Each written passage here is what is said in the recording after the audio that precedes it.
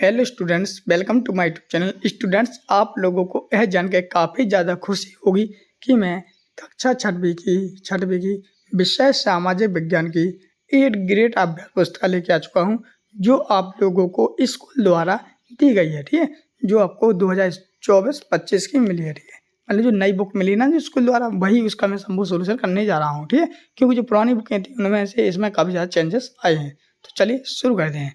तो सर्वप्रथम आप लोग देख लीजिए, ये अध्याय 3 है जो आप लोग देख सकते हो, कक्षा छठवीं का अध्याय 3 आरंभिक नगर। ठीक है, तो इस प्रकार से आपका पाठ का नाम दिया गया अध्याय 3 आरंभिक नगर। चलिए, तो सर्वप्रथम हम लोग देखते हैं इसके पहला क्वेश्चन। जैसे कि आप लोग देख सकते हो, पहला क्वेश्चन आप लोग सामने है, हड़प्पा कालीन यानी कि हड़प्पा कालीन किस संरचना में पानी का रिसाव को रोकने के लिए प्लास्टर के ऊपर चारकोल की परत चढ़ाकर तैयार किया जाता था? तो नगर दुर्ग है, या महान स्नागार है, या अग्निकुंड या कुआं? तो इसका सही आंसर होगा महान स्नागार, यानी कि आपका बी वाला जी वाला सही आंसर हो जाएगा। ठीक है, चलिए अगला क्वेश्चन है क्वेश्चन नंबर 2, जिसमें लगा है हड़प्पा सभ्यता का कौन सा नगर 3 भागों में विभाजित था? जो हड़प्पा सभ्यता का जो नगर था तो वो कौन 3 भागों में विभाजित था? तो वो था धोलावीरा, यानी कि बी ऑप्शन भी आपका सही हो जाएगा। तो इस प्रकार से पहले का बी और दूसरे का बी सही आंसर है, जो कि आप लोग इस वाले यहाँ पर लिख भी सकते हो। ठीक है, अब चलिए बढ़ते हैं नेक्स्ट क्वेश्चन की। तो नेक्स्ट क्वेश्चन आप लोग सामने है, सुमेलित कीजिए। सुमेलित मतलब कि करना होता है मिलान कीजिए, मतलब कि सही जुड़ियाँ मिलाइए। तो चलिए, तो इस प्रकार से आप लोग सामने सही जुड़ियाँ, चलिए वो कैसे मिलाते हैं। तो पत्थर और शंख का मिलाना प्राकृतिक वस्तु है, फेंस का मिलाना है कृत्रिम वस्तु है, पत्थर की मुहर से मिलाना है हड़प्पा, मन का चमकाना है विशेषज्ञ कार्य। तो इस प्रकार से आप लोग सामने यहाँ पर सुमेलित मिलान भी कंप्लीट हो जाता है। अगला क्वेश्चन देखते हैं। अगला क्वेश्चन है, हड़प्पा सभ्यता के पतन का कारण था। जो हड़प्पा सभ्यता का जो पतन हुआ था तो उसका मुख्य कारण क्या था? तो इसका आंसर लिखना आप लोग क्या कि जलवायु परिवर्तन, विदेशियों का आक्रमण और बाढ़ उपयोग सभी। तो जी उपयोग सभी, मतलब कि डी ऑप्शन आपका सही हो जाता है। चलिए बढ़ते नेक्स्ट क्वेश्चन को। तो नेक्स्ट क्वेश्चन आप लोग सामने प्रश्न क्रमांक 5, जिसमें लिखा है आप लोग सामने यहाँ पर कि नीचे दी गई चित्र को देखकर बताइए कि पत्थरों को काटकर तराश कर इनके बीच में छेद में धागा डालकर बनाया जाता था। तो क्या बनाया जाता था? अगर आप लोगों ने पाठ पढ़ा होगा तो आपको पता होगा, और नहीं पढ़ा तो कोई बात नहीं, इसका आंसर हम बताते हैं। तो इसका आंसर हो जाएगा मनके। ठीक है, मनके जो है, जो आपके जो पत्थर थे और जो इनको पत्थरों को क्या काट कर उन्हें तराश कर उनमें छेद करके धागा डाल दिया जाता, फिर उन्हें क्या बनाया जाता? मनके बनाया जाता। तो ये मनके इस प्रकार से दिखाई देते हैं। ठीक है, तो आपका ये बी ऑप्शन सही हो जाता है। चलिए बढ़ते नेक्स्ट क्वेश्चन को। नेक्स्ट क्वेश्चन आप लोग सामने है छठवां देख रहे हैं। तो छठवां है आप लोग सामने यहाँ पर रिक्त स्थानों की पूर्ति कीजिए। क्या है?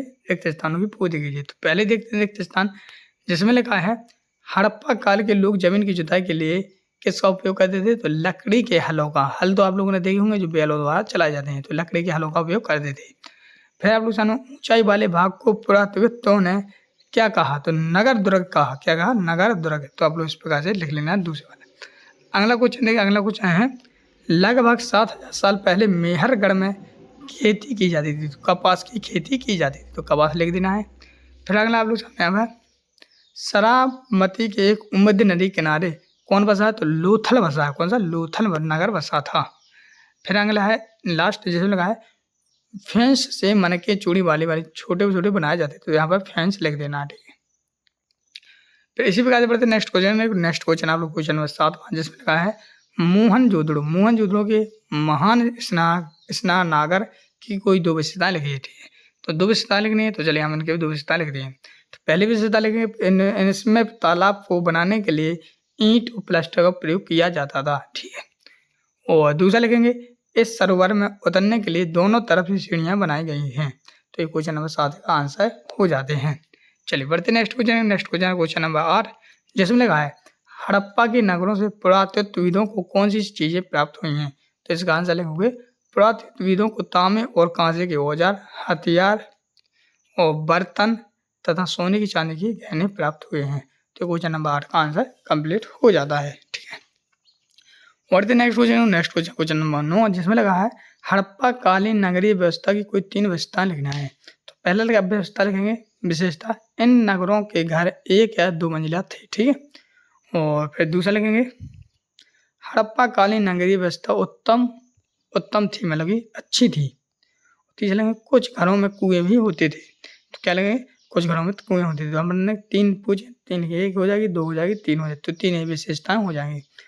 क्वेश्चन नंबर 10वां देखते हैं। क्वेश्चन नंबर 10 में लिखा है हड़प्पा कालीन नगरीय जीवन की कोई 3 विशेषताएँ लिखिए। जो हड़प्पा कालीन नगरीय जीवन था तो उनकी हमें क्या विशेषताएँ लिखनी है? 3 विशेषताएँ लिखनी है। तो 3 विशेषता कौन-कौन लेंगे? तो पहला लिखेंगे हड़प्पा काल में लोग खास इमारतें बनाने में जुटे रहते थे। यहाँ के ऐसा लिखना है, हड़प्पा काल में लोग खास इमारतें बनाने में जुटे रहते थे। यहाँ के शासक दूर-दूर के आगे लिखना है, यहाँ से दूर-दूर बहुमूल्य वस्तुओं को मंगवाते थे। यहाँ शिल्पकार स्त्री पुरुष रहते थे। ठीक है, तो इस प्रकार से यहाँ से यहाँ तक पूरा कंप्लीट लिख लेना है। अगला क्वेश्चन आप लोग सामने यहाँ पर क्वेश्चन नंबर 11 जिसमें लिखा है कच्चा माल किसे कहते हैं? कोई 2 उदाहरण दीजिए। ठीक है, तो देखो इसका आंसर लिखेंगे कि कच्चा माल उन पदार्थों को कहते हैं जो प्रकृति से प्राप्त होते हैं। ठीक है, जो हम लोग मतलब कि जो अपने आप मिले उन्हें हम कच्चा माल कहते हैं, जैसे मिट्टी, सीप। ठीक है, तो इसे हम कच्चा माल कहा जाता है। अगला क्वेश्चन देखते हैं। क्वेश्चन नंबर 12 जिसमें लिखा है हड़प्पा सभ्यता के लोग कौन-कौन सी खनिज धातुओं से परिचित थे? उनका आयात वे किन-किन विदेशों से करते थे? मतलब जो हड़प्पा सभ्यता के लोग थे तो कौन-कौन सी चीज़ों धातु से परिचित थे? उनका आयात वे कहाँ-कहाँ से कौन-कौन विदेशों से करते थे? तो इसका आंसर आप लोग यहाँ से लिखेंगे कि हड़प्पा सभ्यता के लोग तांबा, लोहा, चांदी आदि धातुओं से परिचित थे। ठीक है, इनका आयात वे राजस्थान, पश्चिम बंगाल, ईरान, अफगानिस्तान, कर्नाटक, गुजरात आदि प्रदेशों से इनका आयात करते मतलब लाया करते थे। अगला क्वेश्चन नंबर 13 जिसमें लिखा है आरंभिक नगर के लोग भोजन में कौन-कौन सी चीज़ों का उपयोग करते थे? जो आरंभिक नगर के लोग थे तो भोजन में कौन-कौन सी चीज़ें खाते थे या मतलब उपयोग करते थे? तो उसका आंसर लिखेंगे हड़प्पा सभ्यता के लोग खाने में अनाज के रूप में गेहूँ, जौ, दालें, मटर, धान, तिल और सरसों और दूध की मछली, हिरण आदि का प्रयोग करते थे। इसी प्रकार से क्वेश्चन नंबर 14 है हड़प्पा सभ्यता की कृषि का एवं पशुपालन के बारे में प्राप्त जानकारी का वर्णन कीजिए। तो हम वर्णन करेंगे तो इसमें लिखेंगे हड़प्पा सभ्यता के लोग गेहूँ, जौ, दालें, मटर और इसके आगे हुए धान, तिल और सरसों आदि को कृषि के रूप में उगाते थे तथा गाय, भैंस, भेड़ और बकरियों के आदि को पालन करते थे, पशुपालन करते थे। तो इस प्रकार से आप लोग सामने इसका भी आंसर पूरा कंप्लीट हो जा रहा है, जो कि आप लोग वीडियो को रोक कर पूरा लिखते जाएंगे। अगला क्वेश्चन नंबर 15 जिसमें लिखा है हड़प्पा कालीन नगरों यानी धोलावीरा तथा लोथल की प्रमुख विशेषता लिखनी है। तो इनकी प्रमुख विशेषता हम इस प्रकार से लिखेंगे। पहले हम धोलावीरा हेडर डालेंगे इसके बारे में। यहाँ साफ पानी मिलता था और जमीन उपजाऊ भी थी। ठीक है, धोलावीरा नगर 3 भागों में विभक्त था। इसके चारों ऊंची दीवारें बनी थी। ठीक है जी, उसका आंसर हो जाएगा यहाँ तक।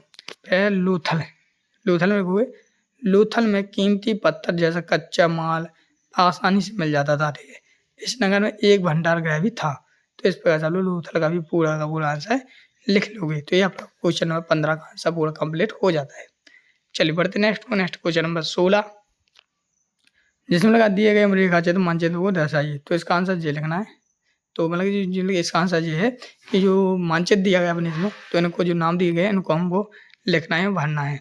तो ये आपके सामने चित्र है, इस चित्र को हम इस प्रकार भरेंगे। देखो, तो पहले हम लोग हड़प्पा लिखेंगे तो हड़प्पा अपना यहाँ पर आ जाएगा, गोलीबाल से यहाँ पर आ जाएगा, मोहनजोदड़ो यहाँ पर, चंदूदड़ो यहाँ पर, सुरुकोदा यहाँ पर आ जाएगा, लोथल यहाँ पर आ जाएगा, कालीबंगा यहाँ पर और राखीगढ़ी यहाँ पर आ जाएगा। तो इस प्रकार से आप वीडियो को यहाँ पर क्रमांक जमा सकते हो। ठीक है, चलिए बढ़ते नेक्स्ट को। तो नेक्स्ट पार्ट आप लोग सामने है क्वेश्चन नंबर तो अब पार्ट यहाँ तक कंप्लीट हो जाता है। तो इस प्रकार से आप लोग सामने पार्ट 3 कंप्लीट हो जाता है। नेक्स्ट वीडियो आ रही है वो आई पार्ट 4 की।